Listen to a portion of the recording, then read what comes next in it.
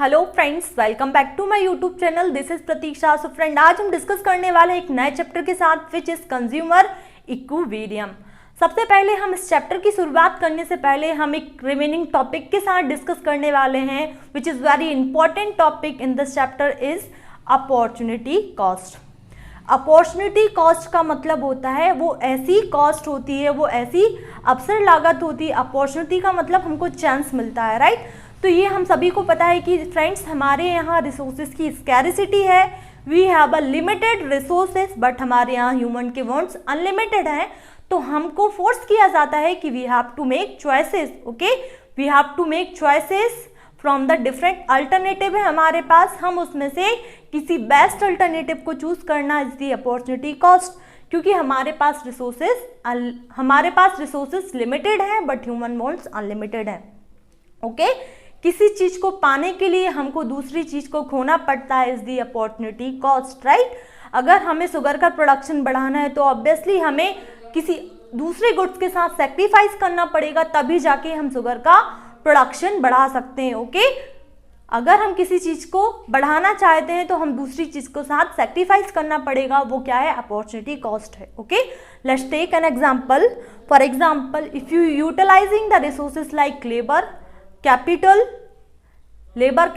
And land for building, हम अपने resources का यूटिलाइजेशन कर रहे हैं कि हम अपने एक फैक्ट्री को बिल्ड करेंगे, है ना। फैक्ट्री बनाने के लिए इन 30 रिसोर्सेज का यूटिलाइजेशन करेंगे, लेकिन इसके बाद हमको ये ऑप्शन भी होता है कि हम फैक्ट्री ना बना के घर भी बना सकते थे। तो ये हमारे पास ऑप्शन है, हमारे पास चॉइस है कि हम किस चीज़ को सिलेक्ट करने वाले हैं is the opportunity cost, right. So opportunity cost का मतलब होता है opportunity cost is the cost of next best alternative, right. तो अपॉर्चुनिटी कॉस्ट का कॉन्सेप्ट आप लोगों को क्लियर हुआ। तो हम अब मूविंग करते हैं अपने नए टॉपिक के साथ which is consumer equilibrium. Consumer equilibrium का मतलब होता है balance situation, right. Balancing situation means equilibrium. जहाँ हम कंज्यूमर इक्विलिब्रियम की बात करते हैं तो हम ज़्यादा से ज़्यादा सेटिस्फैक्शन लेवल की बात करते हैं, है ना।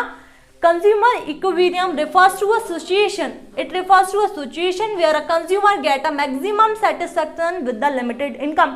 जितनी उसके पास इनकम है, लिमिटेड इनकम है, उससे वो ज़्यादा से ज़्यादा सेटिस्फैक्शन गेन करता है ना। Consuming the goods and services is what the consumer equilibrium. वो गुड्स एंड सर्विसेज से मैक्सिमम सेटिस्फैक्शन को गेन करता है, वो कंज्यूमर इक्विलिब्रियम की सिचुएशन होती है, right. Now moving to utility. Utility का मतलब होता है कि हमको कितना सेटिस्फैक्शन लेवल मिल रहा है, okay. If you are gaining, हम कितना सेटिस्फैक्शन लेवल गेन कर पा रहे हैं या नहीं। मतलब यूटिलिटी का, हमने किसी गुड्स एंड सर्विसेज को कंज्यूम किया तो हमको उससे कितना सेटिस्फैक्शन लेवल मिला, उसको हम यूटिलिटी कहते हैं, right. Utility means a want satisfying power of the commodity की कमोडिटी और गुड्स के अंदर कितनी क्षमता है कि वो हमारे वांट्स को सेटिस्फाई कर पा रहा है is the utility, right. Utility can be study in the 3 different form is the total utility, marginal utility and the law of diminishing marginal utility. So let's discuss one by one. Utility means total utility की जब हम बात करते हैं तो हम total satisfaction की बात करते हैं। जो हमको total satisfaction मिलता है किसी भी हर यूनिट्स, जो किसी भी गुड्स की बात करते हैं तो हर यूनिट को कंज्यूम करते करते हमको पूरा टोटल सेटिस्फैक्शन कितना मिलता है, उसको हम टोटल यूटिलिटी कहते हैं is the total utility. In marginal utility की जब भी हम बात करते हैं तो एडिशनल यूटिलिटी, हमको एडिशनल सेटिस्फैक्शन जितना भी मिलता है उसको हम क्या बोलते हैं? Marginal utility, right. जब हमको एक पॉइंट मिलता है कि हमने टोटल सेटिस्फैक्शन, हमको पता है कि हमको इतना सेटिस्फैक्शन मिला है, हम उससे संतुष्ट हैं। जब हमको उससे भी ज़्यादा सेटिस्फैक्शन मिलता है तो हम उसको मार्जिनल और we can say additional utility कहा जाता है, राइट। जब हम लास्ट स्टेज पे जब अपने आप को सेटिस्फाई करने के बाद भी और ज़्यादा सेटिस्फाई मानते हैं तो हम उसको मार्जिनल यूटिलिटी कहते हैं, right. So now coming to the point under the marginal utility. तो मार्जिनल यूटिलिटी और we can say total utility हम कैसे फाइंड आउट करते हैं? तो टोटल यूटिलिटी मीन्स हम हर एक यूनिट के हम हर यूनिट की स्टडी करेंगे। कैसे यूनिट की स्टडी करेंगे? सपोज हमने अगर एक यूनिट का कंजप्शन किया तो हमको कितना सेटिस्फेक्शन मिला, दूसरे यूनिट का कंजप्शन किया तो कितना सेटिस्फेक्शन मिला, तीसरे यूनिट का कंजप्शन किया तो हमको कितना सेटिस्फेक्शन मिला, तो हम सारी यूनिट को ऐड कर देंगे तो हमको टोटल यूनिट यूटिलिटी मिल जाएगी, राइट। अगर हम मार्जिनल यूटिलिटी की बात करते हैं तो मार्जिनल यूटिलिटी अपन ऐसे भी डिफाइन कर सकते हैं, marginal utility can be calculated is utility n-1 TUN minus TUN-1, मतलब कि टोटल यूटिलिटी में कितना चेंज हो रहा है उसको हम मार्जिनल यूटिलिटी कह सकते हैं, राइट। हमारी टोटल यूटिलिटी में कितना चेंज हो रहा है हम उसको मार्जिनल यूटिलिटी कह सकते हैं। और other one we can say change in TU upon quantity, okay. इसका मतलब होता है चेंज, टोटल यूटिलिटी में कितना चेंज हो रहा है उसकी क्वांटिटी क्या है, उसके थ्रू भी हम मार्जिनल यूटिलिटी को भी कैलकुलेट कर सकते हैं, राइट। तो सबसे पहले हम एक शेड्यूल को देखते हैं जो TU एंड MU को बताता है, राइट।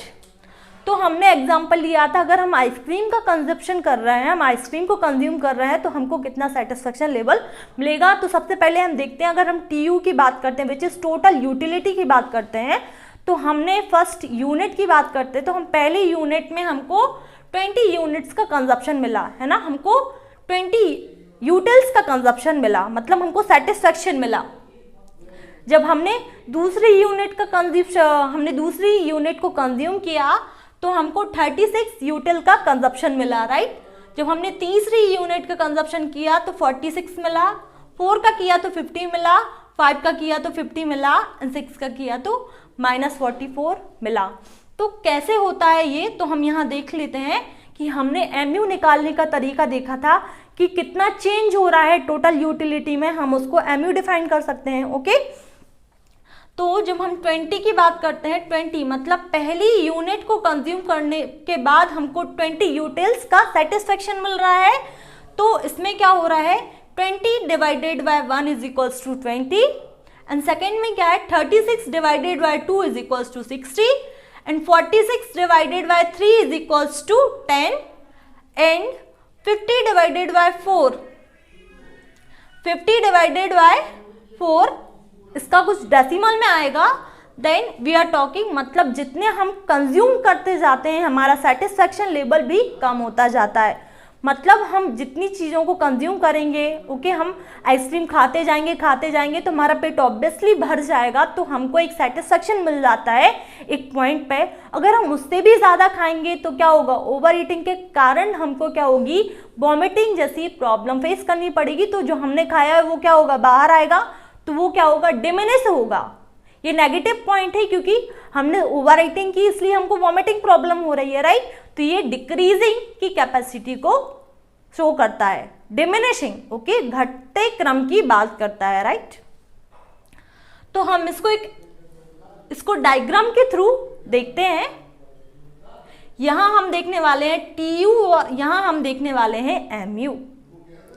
तो TU और MU जब हमने देखा था कि यहाँ यूनिट 1, ओके, यूनिट 1 पे उसको 20 यूटिल्स का सेटिस्फेक्शन मिल रहा था, तो हमने इसको देखा कि ये बढ़ते बढ़ते जा रहा था। हमने जब देखा कि जब यूनिट 5 तक आया इसका मैक्सिमम क्या हुआ, इसको यूटिल्स 50 मिला, मतलब उसको मैक्सिमम ज़्यादा से ज़्यादा सेटिस्फेक्शन 50 का हुआ। लेकिन जब उसने फिर से किया तो तब भी मतलब उसका 50 का सेटिस्फेक्शन था, लेकिन उस केस में क्या हुआ, MU में कोई भी चेंजेस नहीं हुआ, क्योंकि जो उसने खाया वो उतना ही रहेगा, उसमें कोई भी बदलाव नहीं हुआ, राइट। तो MU उस पॉइंट पे क्या हो जाता है, जब TU पहुंचता है मैक्सिमम के ऊपर तो क्या होता है, MU बन जाता है 0 बन जाता है MU। जब TU मैक्सिमम के ऊपर पहुंचता है तो MU क्या होता है, 0 बन जाता है, राइट। जब उसके बाद भी वो खाने लगता है तो क्या होता है, प्रॉब्लम वॉमिटिंग की हो जाती है। तो वॉमिटिंग की प्रॉब्लम हो जाती है तो ये नीचे गिरने लगता है ना। TU स्टार्टेड फॉलिंग, मतलब वो नीचे गिरने लगता है, राइट। तो ये कौन सी सिचुएशन बन जाती है, डिमिनिशिंग की, राइट, घटने लगता है वो। और ये क्या बन जाता है, ये इसकी नेगेटिव सिचुएशन बन जाती है, राइट। तो hope this concept is clear. Now coming to the relation क्या है total utility and marginal utility के बीच में ये देखते हैं। TU increase with increase in consumption. TU क्या होता है कि हमारी कंजप्शन, हमारी इनकम बढ़ती है तो ऑब्वियसली कंजप्शन भी बढ़ता है। TU increase with increase in consumption. TU increase होता है जब भी हमारी कंजप्शन लेवल बढ़ जाती है। और सेम अगर हम बात करते हैं कि MU is positive, MU positive बना रहता है, राइट। MU में कोई चेंजेस नहीं होता उस time. When TU reaches its maximum, जब TU एक मैक्सिमम पॉइंट तक पहुंचता है तो MU बन जाता है जीरो, जीरो हो जाता है वो। When TU reaches its maximum, MU becomes zero. This is known as point of satiety. मतलब जब इन दोनों, मतलब जब TU मैक्सिमम पे पहुंचता है और MU बन जाता है जीरो, तो जब इन दोनों को मिला देते हैं तो बन जाता है point of satiety, right. TU curve stop raising. यहाँ TU का जो कर्व है वहाँ रेज करना मतलब ऊपर जाना कम हो जाता है, मतलब वो स्टॉप हो जाता है, एक जगह पे स्टिल हो जाता है। When consumption increase beyond the point, TU will start falling, MU become negative. जब कंजप्शन क्या होता है बियॉन्ड, मतलब अपनी कैपेसिटी से ज़्यादा हम जब कंज्यूम कर लेते हैं तो वो क्या होता है, हमको वॉमिटिंग की प्रॉब्लम क्रिएट करता है। तो सेम यहाँ यही बात बोली जा रही है, when consumption increases beyond the point TU start falling, वो नीचे गिरने लगता है। ये TU है वो नीचे गिरने लगा है यहाँ 0.6 की side, and TU start falling, MU becomes negative. MU क्या हो रहा है, नेगेटिव हो रहा है, राइट। MU नेगेटिव हो रहा है। तो हमने क्या किया, अपने कॉन्सेप्ट को क्लियर किया, किसके थ्रू, टोटल यूटिलिटी के रिलेशन के बीच में और MU यूटिलिटी के रिलेशन के बीच में, उनके बीच में क्या रिलेशन है, इसके थ्रू हमने अपना बेसिक कॉन्सेप्ट को क्लियर किया, राइट।